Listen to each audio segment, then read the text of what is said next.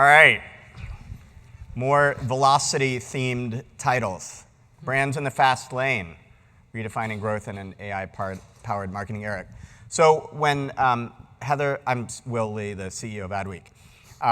When Heather asked me to do this, she asked for 3 or potentially 4 CMOs to come on stage.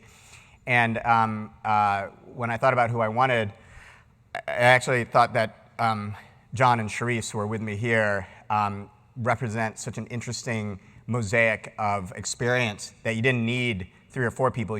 Between the 2 of them, they have incredible experience. So John is the Chief Marketing Officer at Viant, and you can probably describe a little bit more what it is. Company in the ad tech, very important player in the ad tech space, but also have spent many years as a marketer at Ford. And Charisse, most recently, was the Chief Growth Officer and Chief Marketing Officer at Kellanova, which many of you know as better as Kellogg's, but spent time at Pandora, the retailer, as well as Estee Lauder, and am I missing one? That's the most recent past. Yeah, so Avon, yeah, so beauty, retail, CPG, and so a really interesting span of marketing. Now, just show of hands, the CEOs and the how many of you have CMOs in your organizations? Yeah, okay, so not very many.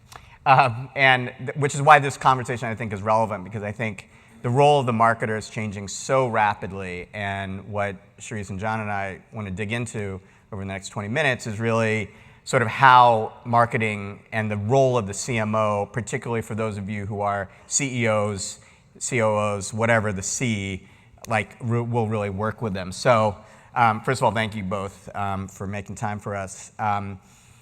Charisse, you've been across multiple different sectors, companies, very large companies, but now as you're looking back and reflecting, sort of on the most recent experience, what is evolving right now in real time? Because we're not talking about the next 2-3 years, really. It's right now.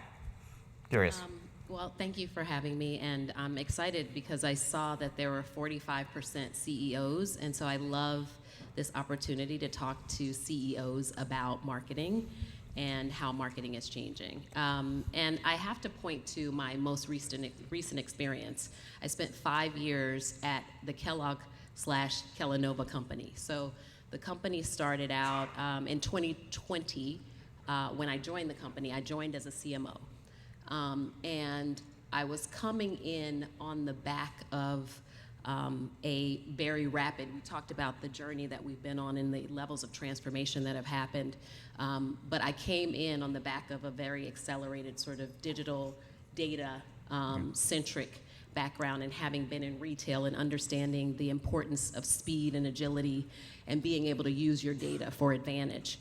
And so that was actually why I went to Kellogg at the time, because I wanted to bring that insight and that intuition and that thinking and that approach to a very slow moving space, which is the grocery space.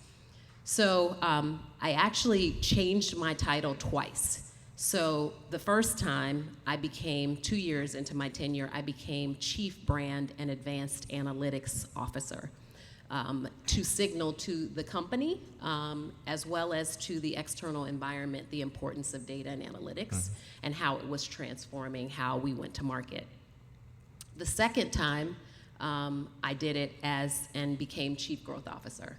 And that was, how do you think about, beyond just the impression or the conversion rate, how do you think holistically about how you contribute to the growth of the enterprise? And so that meant expanding my remit beyond just brand, including innovation, including advanced analytics, and including R&D. And I think that's the headset that we need to be thinking about, which is how do marketers, how do, whatever you call them within your organization, how do they now contribute to and sit at the growth table versus, just at the tactical campaign marketing level. And I can expound Yeah. upon that in terms of what skills, but I think that would be the first thing I would say in terms of what's changed and what should change. Yeah, and even though you work in very different areas of business, one thing that is very clear from whether it's Viant and advertising or Kellogg's and Pringles, say, is it's really a very performance and outcome-driven business. And so, John, in your case, like, how would you say? Now, obviously, we know ad tech is changing very rapidly, but how would you say? What's the evolution looking like right now? Yeah, so we sit on the buy side. So our customers are the CMOs, are the marketing teams at organizations, and our platform helps people target, buy, and measure media. So that's kind of where we are. Ford, I probably don't need to explain what Ford Motor Company does. So you guys are familiar with that. But yeah, the marketing space is evolving. A lot of the speakers talked about AI, and what's interesting is I could relate to a lot of the conversations about trying to get the teams to use it.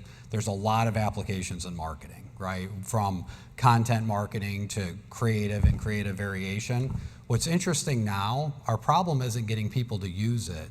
It's measuring the impact and the value. So if you're familiar with AI, you can have your enterprise license for the tool, but then you have to buy these things called tokens. And that's based on the input and output and how much it's being used. Well, when you have a company of 400 plus people and everybody's using it, that number starts to become significant, right? And it starts to add up. So now you have to ask yourself, what am I getting in return? What's happening with all of that usage? Are people just testing and learning, or are we actually producing? And is there productivity, and how can we measure it? So being a tech company, a lot of our team is engineers. The engineers, it's easy to measure, right? We've turned one engineer into three by using these tools. But in a lot of other areas of the company, it's challenging. So it's really, how do we apply that, and how do we use it from an internal? And externally, our product is technology. So we've applied AI to the tools that we deploy to market to very much simplify media buying and what we do. But for Viant, like, you're in a space where there are players, Diana was just, massive scale. Like, how do you think about the marketing of Viant to really sort of to cut through, right? Right. Yeah, and I think a lot of you are challenger brands too. We're definitely a challenger brand. If you saw the previous presentation, we compete with the search and the social spending, right? We're on the other side of that chart. So we're connected television, we're mobile video, we're the open internet, basically. And so to cut through, it's really difficult, because if you're facing off with CMOs, are you going to buy something you're not familiar with? If I'm not familiar with something and I'm an enterprise buyer, it's risky. It's risky by definition. So the biggest challenge that we have is bridging that awareness gap. If I say, have you heard of Google? Have you heard of Meta? Of course everybody has. It's just like at Ford, we didn't have an awareness problem. We had a favorable opinion problem, but we didn't have an awareness problem. So it's one thing to be aware of something, it's another thing to be positive about it. But we have an awareness problem at Vine, and that's really the issue. As we go to scale our company, we have to build that awareness, and we've actually found that a lot of times the event activation, it's interesting we're here, but that's one of the ways I got to meet and know Will, is going to industry events and being present there has really helped us bridge that gap. Yeah. So because there are a lot of CEOs in the room and people who run shit, Charisse, I'm curious, like, you've had various experiences across those companies dealing with CEOs and really like CFOs. So talk a little bit about like that relationship and how, in like actually probably getting to the chief growth officer from originally chief marketing officer, like what the relationship has been and how you've cultivated it and also resolved conflict at times. I mean, I think what I would say is, in my last role, I was the chief growth officer, and that meant that I sat on the executive committee, and then my boss was the CEO. And so, of course, on the executive committee is the CFO. And I think the first thing I would say that's critically important is the alignment of the kind of growth levers that you will collectively align around and go after. That's number one. And then defining and deciding how we'll measure success is critically important. And what I would say to the CEOs and CFOs in the room is, challenge and also encourage your marketers to be a part of that growth agenda. But the conversation can't only be a tactical conversation. It needs to be a strategic conversation about not just about budgets and cutting your budgets, which we know we all have to go through a lot, and not just about the campaign and how the campaign performed, but how is that CMO a part and aligning around that growth agenda? How are you bringing the brand and innovation together to, and the commercial side to activate? And then what does that mean in terms of the execution and the measurement? What I would also say is that as much as the quarterly evaluation, which many of you may focus on, is important, if you are not also developing a mechanism or a process or a system that allows you to measure long-term brand equity, you will end up in a place where you'll wake up, let's say, and you will have fantastic conversion rates, but no brand equity, as Jessica just talked about. And so defining an approach to measuring brand equity is going to be critically important for any brand that's performance-based, that's just driving that performance engine, but you have to, on the flip side, think about brand equity. Another way we talk about that, and a way to look at it, is if you looked at where a lot of people spend in search and social, think about that as demand capture, right? Those people already know you. I have to know about something to search for it, right? So they're already aware of you, they already know you. That's demand capture, but it's very performant in the way they measure it, so we get infatuated with that, right? We want to spend there, and that's where 2/3, 3/4 of the spend, depending on which stats you believe, goes. But to Shereese's point, you have to build the brand. The demand generation is what the CFO wants, right? Because the vanity metrics are one thing, but is it moving the balance sheet? Is it moving the income statement? Are we growing? Because I could show this great report that says everything's up and to the right? Our clicks, our impressions, all these things. They're looking at the financial statements and saying, but I'm not seeing the same thing, right? They're not matched up, they're misaligned. So you have to have that demand generation piece where you're constantly, who are those next new customers that you're bringing in? And I just want to add one thing, because you talked about them as vanity metrics, which they aren't, because they are leading indicators, right? So this is where AI and correlation analysis is so important. It's like understanding which of those metrics, if you move them, will actually drive that consumer further down the funnel and convert at some later date. So you know which of the channels to prioritize, which of the metrics are most important to those consumers, and where you should be investing. Yeah. At the top of the funnel, or above the line, as Jessica talked about. But okay, so in your respective cases, the marketing is so directly correlated. I think you and I were talking about the fact that with cars, for instance, right? The marketing isn't, you make an adjustment to promotion or pricing or whatever, like has a direct and almost immediate. Can you talk a little bit about that, like, for those who aren't necessarily totally familiar, like how the marketing can really change, because it's not always like that in a lot of companies. Like it takes a little bit longer, and they spend $10 million on a Super Bowl commercial, and then they'll see it over the course of the year. But in your businesses, like it is, quite immediate, right? Well, I think sometimes it's what are the business forces that are going on. So we all lived through COVID. Most people in here are probably vehicle owners, right? So before COVID, everything was $299 a month, $1,000 cash back, whatever. All of a sudden we got into COVID, right? And there was a microchip shortage. What happened to the vehicle buying experience? For the first time in my life, I paid MSRP. Never in my life have I ever paid MSRP for a car. Why? There was a shortage, right? It's all supply and demand. So no advertising. You don't advertise an empty shelf. So no advertising, no incentive money. Everybody was paying full price. That was an issue of production, right? The plants weren't running at full capacity. So your marketing and your strategy has to change to meet the moment, right? Then you get to today, and where are we today? It looks a lot like it did before COVID, right? Lease deals, incentives, oversupply, And so, dealers are looking out the window and seeing rows and rows of cars, so that drives behavior, right? Yeah. But then there's the retailing, which is the cash back and the incentives, versus the brand building, Right. which is you may not be in market today, but you might be in 3 years. I want to be top of mind when you come back to the market. Yeah.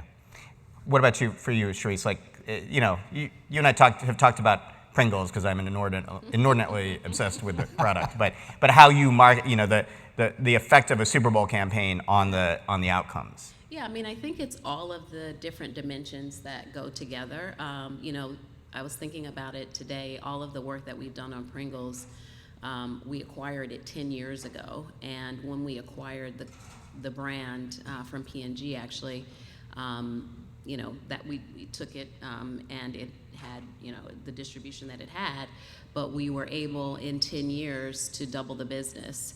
And it's now $3 billion on its way to $4 billion business. And the ways that we did that were, thinking about how we accelerate and enhance the brand visual identity of what Pringles looks like and make sure that it's consistent around the globe. That's brand investment. And that's not, an AI right. telling us that we need to do that. That's consumer insights. That's, the creative, ideation, as well as strategic conviction that says that we can actually grow based upon that visual identity and upgrading. What was it? The can? It was it was, that's funny. No. What was it? Yeah. Mr. P. Mr. P, right. Yes, Mr. P. Yeah. And the Pringles can were both upgraded. Right. Obviously, we had lots of conversations about why and when, but I think the human in the loop and the CMO judgment around cultural awareness and the like was critically important for that decision. And then add to that, I think we're going on the 8th year next year, assuming they do it, will be the 8th year of Pringles at the Super Bowl, and that is about cultural engagement and relevance. It's keeping Pringles in the heart of the conversation. And certainly, maybe AI would recommend that we, take Pringles to the Super Bowl, but maybe not. And I think the role of the CMO in the era of AI is around human insight, is around cultural creative courage, and cultural relevance. So, I don't think we'll be tapping AI for that. Yeah, so it's a really good segue into the last topic here, because I think, and I may be speaking somewhat self-servingly, but at Adweek we do believe that marketers are going to be much more important than ever to actually lend that human and sort of the creative courage part to building brands, because brands are going to have to stand out in totally different ways in a kind of a post-search era. So question is, like, what does the future CMO look like the near future? And again, I don't mean like 5 or 10 years. Nobody, who knows what's going to happen? But like next year after, like what does the near future CMO look like? Yeah, I was thinking about that when you had that question.